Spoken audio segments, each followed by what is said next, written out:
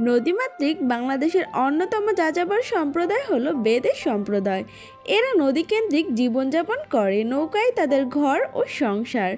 বাংলার নদীর বুকে ভেসে থাকা নৌকাগুলো তাদের বসতি। বেদেদের ইতিহাস অনেক প্রাচীন ও রহস্যে ঘেরা।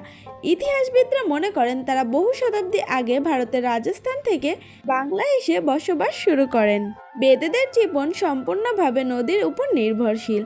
তারা নৌকায় বসবাস করে, এক স্থান থেকে আরেক স্থানে ঘুরে বেড়ায়।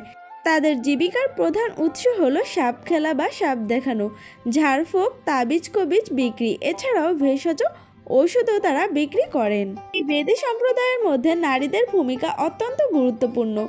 অধিকাংশ সময় নারীরাই পরিবারের মূল উপার্জনকারী হয়ে থাকে। বেদেদের রয়েছে নিজস্ব নাচ, গান, ভাষা, পোশাক, যা তাদের অন্য সংস্কৃতি থেকে আলাদা করে তোলে। তাদের উৎসব অনুষ্ঠানগুলো হয় সহজ, সরল ও প্রাণবন্ত।